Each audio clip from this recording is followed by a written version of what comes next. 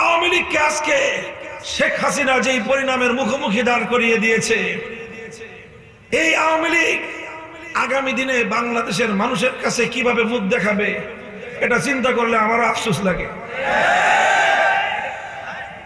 কি বলবেন? আপনারা না বলেছিলেন আপনাদের নেত্রীর সাথে সুরে সুর মিলায়ে যে বঙ্গবন্ধুর কন্যা শেখ হাসিনা পালায় না, বলেছিল? এখন আপনারা এই বাংলাদেশের মানুষ বলেন তো, শেখ হাসিনা পালায় না পালায় না? তাহলে আওয়ামী লীগের যারা বলেছিলেন শেখ হাসিনা পালায় না, এখন তারা কি বলবেন?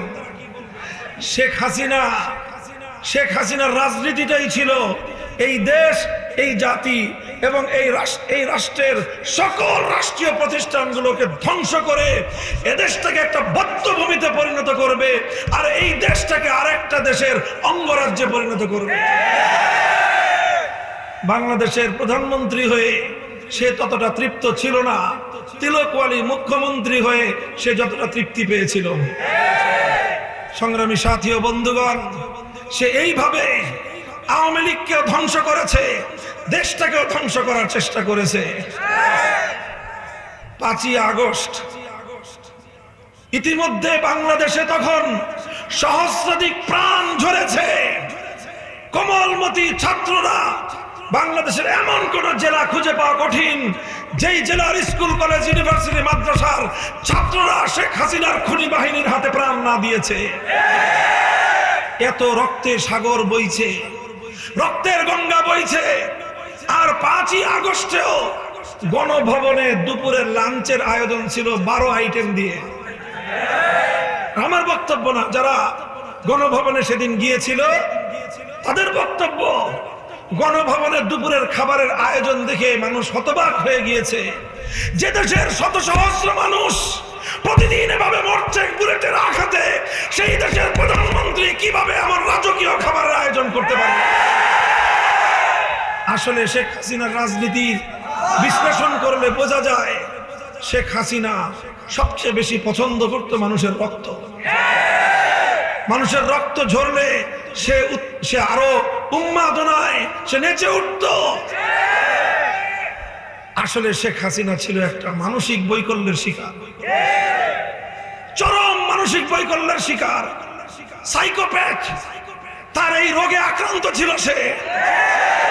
আওয়ামী লীগের শুধু এই কারণে বিচার হওয়া চাই উচিত যে এইরকম একটা মানসিক বৈকল্যের শিকার, প্রতিহিংসা পরায়ণ একজন প্রতিবন্ধী মানুষকে তারা বছরের পর বছর এই দেশের মানুষের কাঁধের উপর বসিয়ে এদেশের মানুষকে নিপীড়ন চালিয়েছে। একটু বোঝার উপায় দরকার ছিল তাদেরও মধ্যে, আওয়ামী লীগের মধ্যে যাদের ন্যূনতম বিবেক বুদ্ধি ছিল, তাদের কারো কথা সে শুনে নাই। শেষ পর্যন্ত শুনবে কি? তার তো উদ্দেশ্য শুধু বাংলাদেশ না, বাংলাদেশকেও ধ্বংস করবে, আওয়ামী লীগকেও ধ্বংস করবে। এই জন্যই সে শুনে নাই। এই কারণেই আগস্ট মাসের শেষ দিকে যখন সকলেই বলল আর গুলি চালাতে পারবো না, দেশপ্রেমিক সেনাবাহিনী জবাব দিয়ে দিল, আমার দেশের সন্তানদের উপর বাংলাদেশের দেশপ্রেমিক সৈনিকরা আর একটা গুলিও ছুটতে পারবে না। তখনও শেখ হাসিনা দমে নাই, কারণ তার উদ্দেশ্য হলো চূড়ান্ত ভাবে দেশ এবং আওয়ামী লীগ দুটোটাকেই ধ্বংস করবে সে। এরপরে 5ই আগস্ট দুপুর বেলা লাঞ্চের খাবার দাবার সব ফেলে রেখে 16টা লাগেজ গুছায়, যা ছিল তল্পি তল্পা গুটায়, নিজের একটা বোন ছিল, ছেলে মেয়ে সব তো আগেই দেশের বাইরে পাচার করেছে, ওদেরকে দেশের বাইরে সেটেল করেছে। সব করে নিজের বোনটাকে নিয়ে নিজের সারা জীবনের গোছানো যা ছিল আগে পাচারের পর বাকি যা ছিল সেই লাগেজগুলো গোছায় পরে বাংলাদেশ থেকে আকাশ পথে উড়ে গিয়ে নরেন্দ্র মোদীর ঘরে অবতরণ করেছে। আওয়ামী লীগের কথা তো 2বারের জন্য সে ভাবে নাই যে আমি এই অবস্থায় চলে গেলে আমার দেশের, আমার দলের নেতা কর্মীদের কি অবস্থা হবে, একবারও সে ভাবে নাই। কারণ আওয়ামী লীগের যদি কোনো বিবেকবান মানুষ থেকে থাকেন, আমাদের উপর আর খুব ক্ষিপ্ত হয়েন না, আর ক্ষুব্ধ হয়েন না আমাদের উপর। আমরা সব সময় আপনাদেরকে ভালো পরামর্শ দিয়েছি, কিন্তু আপনাদের কাছে ভালো লাগে নাই। আমি বলেছিলাম, খুব আন্তরিক ভাষায় বলেছিলাম যে লোকটা মারা গেছে একজন মানুষ, তার এই জাতির উপর, দেশের উপর অবদান আছে, ভুল ত্রুটিও আছে। লোকটা মারা গেছে, তাকে নিয়ে বিতর্ক বাদ দেন। মৃত্যুর পরে তার মূর্তি বানায় তাকে আল্লাহর কাছে আযাবের উপযুক্ত বানায়েন না, আর জনগণের কাছে তাকে অপমান করেন না। আমার কথা ভালো লাগলো না, এই জন্য তিনি আমার বিরুদ্ধে ক্ষিপ্ত হলেন, আমার বিরুদ্ধে জাতীয় সংসদে দাঁড়িয়ে বিষোদ্গার করলেন, আমাকে জনগণের কাছ থেকে বিচ্ছিন্ন করার চেষ্টা করলেন, আর গোটা বাংলাদেশকে তার মৃত সেই বাবার মূর্তি দিয়ে গোটা বাংলাদেশকে ভরে ফেলবার পায়তারা চালালেন। বলেন কি হলো? কোথায় এখন আপনার বাবার সেই মূর্তিগুলা? এদেশের মানুষ সেই বিশাল বিশাল মূর্তিগুলোর গলায় রশি বেঁধে সেগুলোকে ভূপাতিত করে তারপর তাদের ক্ষোভের জ্বালা মিটিয়েছে। সেই কথাও ভালো লাগে নাই, পরামর্শ তো ভালো লাগে নাই তখন। ঠিক একইভাবে এই যে আওয়ামী লীগের যারা আছেন বিবেকবান মানুষ, এই কথাটুকু একটু চিন্তা করবেন। যখন আগস্ট মাসের শুরুর দিকে সবাই বলে দিল সম্ভব নয়, তখনও যদি শেখ হাসিনা একটু নিবৃত্ত হতো, একটু দমে যেত, তাহলে আজকে শেখ হাসিনাকেও এই পরিণাম বরণ করতে হতো না, আর আওয়ামী লীগকেও এই পরিণাম বরণ করতে হতো না। কিন্তু সে তো হয় চরম মানসিক রোগী ছিল, আর না হয় চরম প্রতিশোধ পরায়ণ ছিল, আর সেই প্রতিশোধটা নিয়েছে বাংলাদেশ থেকে, বাংলাদেশের জনগণ থেকে এবং আওয়ামী লীগের কাছ থেকে। এদেশে অনেকেরই তো ক্ষমতা ছাড়তে হয়েছে, পতন ঘটেছে, কিন্তু কেউ তো শেখ হাসিনার মতো এরকম ভীরুতা প্রদর্শন করে নাই। আপনাদের উত্তরবঙ্গের মরহুম হুসেইন মোহাম্মদ এরশাদ সাহেব রাজনীতি করেছেন, ভুলভ্রান্তি মানুষের থাকতে পারে, ছিল, ভালো আছে, খারাপও আছে। তিনিও তো, তারও তো পতন ঘটেছিল, কিন্তু তিনি তো তার নেতা কর্মীদেরকে এভাবে ক্ষোভের মুখে ফেলে রেখে পালিয়ে যান নাই। তিনি 5 বছরের জন্য কারান্তরীণ ছিলেন, এরপরও দেশ ছেড়ে পালিয়ে যান নাই। বেগম খালেদা জিয়া অশীতিপর অবস্থায় একেবারে মৃত্যু শয্যায় শুয়ে কঠিন দুরারোগ্য ব্যাধি নিয়ে বছরের পর বছর কারাবন্দী জীবন যাপন করেছেন। দলের নেতা কর্মীদেরকে জনগণের মুখে, ক্ষোভের মুখে দাঁড় করিয়ে নিজে পালিয়ে যাননি। আওয়ামী লীগ যারা করতেন, আমার ধারণা এখন আর কেউ আওয়ামী লীগ করেন না।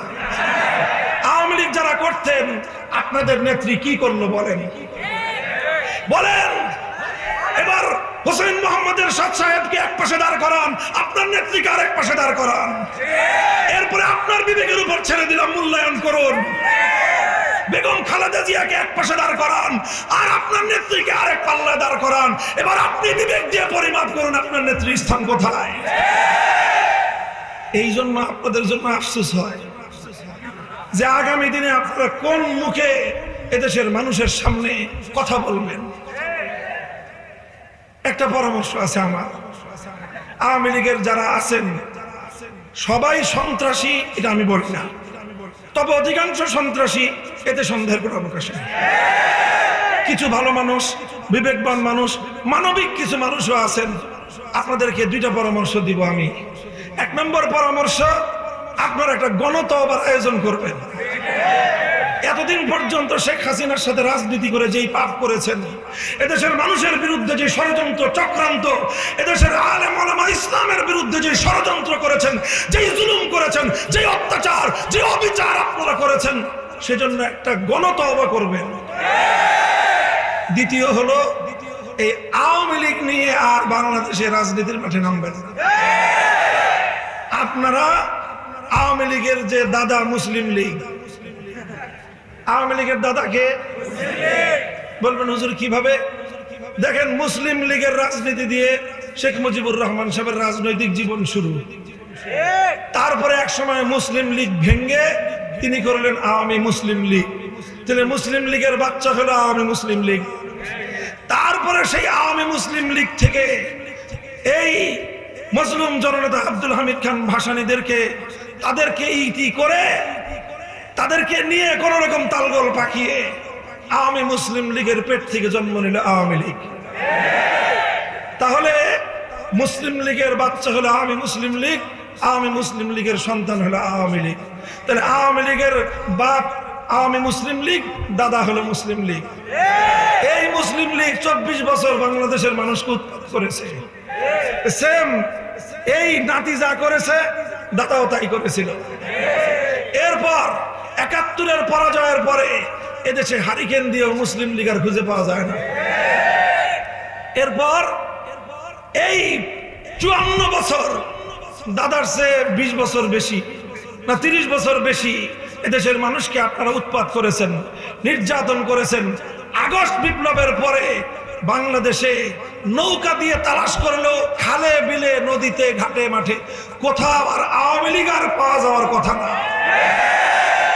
নতুন নামে আপনাদের মধ্যে যারা বিবেকবান আছেন, যারা রাজনীতি সচেতন আছেন, নতুন নামে বাংলাদেশের রাজনীতিতে আসেন, এদেশের মানুষ আপনাদেরকে স্বাগত জানাবে। সংগ্রামী সাথী ও বন্ধুগণ, আমার আখেরি পয়গাম, এই যে পরাজিত পতিত স্বৈরাচারী শক্তি, তারা ভিন দেশি একটি শক্তির এজেন্ডা বাস্তবায়ন করার জন্য বাংলাদেশে রাজনীতি করেছিল। এখনো তাদের দোসর আর প্রেতাত্মারা বাংলাদেশে বিরাজমান। তারা চেষ্টা করছে, চেষ্টা করবে বাংলাদেশের এই বিপ্লবকে ব্যর্থ করে দেওয়ার জন্য।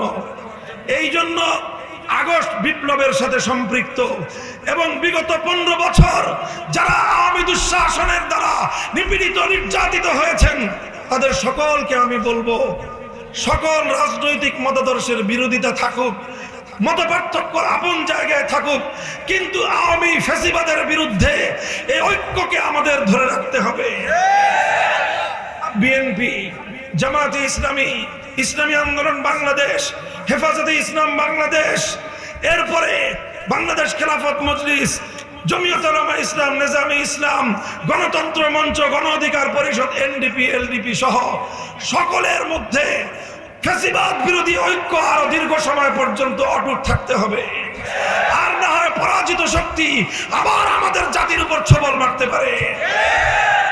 সংগ্রামী সাথী ও বন্ধুগণ, আখেরি পয়গাম হলো আপনাদের প্রতি আমার, যে এই যে বিপ্লব, বৈষম্যের বিরুদ্ধে বিপ্লব, এ বিপ্লব অন্যায় এবং অবিচারের বিরুদ্ধে বিপ্লব, এ বিপ্লব বেইনসাফের বিরুদ্ধে বিপ্লব, এ বিপ্লব ইনসাফ কায়েমের বিপ্লব, এ বিপ্লব বৈষম্যহীন বাংলাদেশ গড়ার বিপ্লব, এ বিপ্লব গরিবের ঘরে ঘরে তাদের অধিকার ফিরিয়ে দেওয়ার বিপ্লব, এ বিপ্লব সাম্প্রদায়িক সম্প্রীতি প্রতিষ্ঠার বিপ্লব, এ বিপ্লব একটি শান্তিকামী দেশ হিসেবে বিশ্ব দরবারে স্বনির্ভর জাতি হিসেবে মাথা তুলে ধরাবার বিপ্লব। যদি এই বিপ্লবকে সফল করতে হয়, বৈষম্যহীন পূর্ণাঙ্গ ইনসাফপূর্ণ একটি সমাজ যদি করতে হয়, মানব রচিত তন্ত্র মন্ত্র দিয়ে পূর্ণাঙ্গ ইনসাফ কায়েম হওয়া কোনোদিনই সম্ভব নয়। এর জন্য প্রয়োজন আল্লাহর জমিনে আল্লাহ প্রদত্ত প্রতিনিধিত্বের রাজনীতি এবং বন্দোবস্ত বাস্তবায়ন করতে হবে। আল্লাহ প্রদত্ত সেই প্রতিনিধিত্বের রাজনীতির নামই হলো খেলাফতের রাজনীতি। আসুন হাতে হাত রাখি, টেকনাফ থেকে তেতুলিয়ায় বাংলাদেশ খেলাফত মজলিস, যুব মজলিস, ছাত্র মজলিস সহ আমরা একটি দুর্বার ঐক্য গড়ে তুলি, মানব বর্ম তৈরি করি, আর এভাবেই আমার দেশ এবং জাতিকে